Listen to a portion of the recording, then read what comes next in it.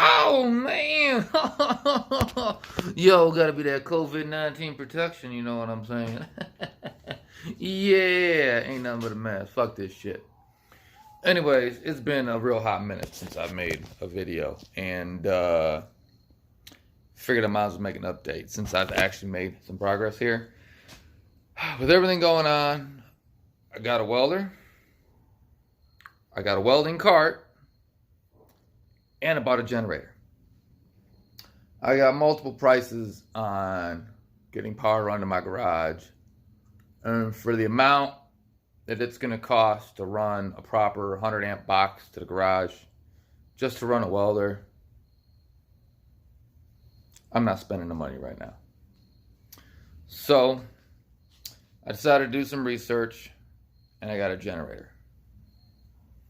It's a pretty big generator. I can pretty much power, I don't know, half my house with it. Not all the big stuff, just the necessities. Like fridge, TV, lights. You ain't powering no stove or anything together on one circuit, but it's got the power, it can do it. Yeah! So, let me show you what we got. So this is what we bought. Company in California, Duramax. Power Systems, next gen. This is the second gen version. 12,000 peak watts, 9,500 running watts. So for anybody that doesn't know, 12,000 peak is something like, let's say, surge amps. When you initially start something, you get that surge of power. So if something calls for 6,000 watts, it may also need 2,000 watts of surge power above that. So initially, it needs 11,000 watts. If you have like something that requires 9,000 and then needs 2, you need 11. So this is what we needed right here, was this 50 amp 220 4-prong for the welder. So the way this is set up, you can run a 30 amp 120, a 30 amp 120 or 240, and then 120 says 240, 50 amps. It depends, I guess, however you want to run it. And then you have your standard, plugs. You got a main breaker. You got an idle control, which actually kicks the idle down. It has a recharge indicator, so you can actually recharge the battery that's in here. It's got a breaker for every single thing on here and a main breaker.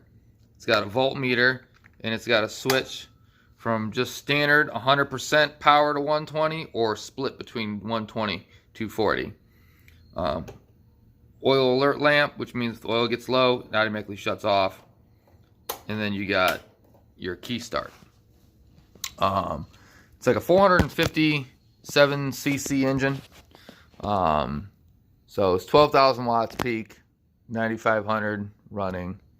It's pretty dope. It's loud though. So I'm probably gonna have to, build an enclosure for this. It comes with a 3-year factory warranty. Now this retails, what was it?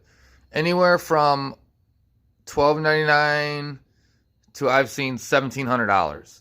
It ranges on what and where you buy it from. But I don't pay retail for nothing. So I got this brand new for $725. Yeah!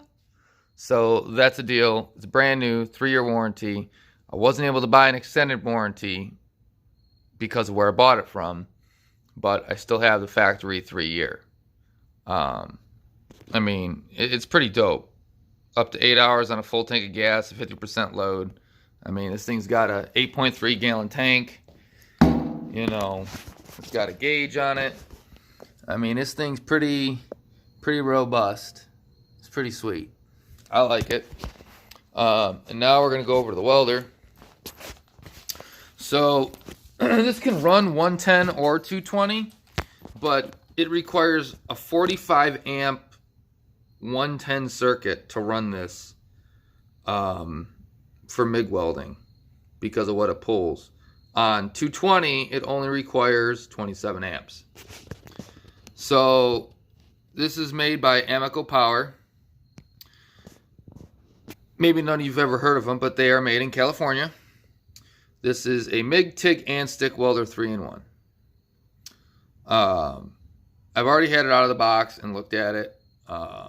It's got all kinds of options. It comes with all of the stuff minus a spool gun for aluminum, but it comes with everything.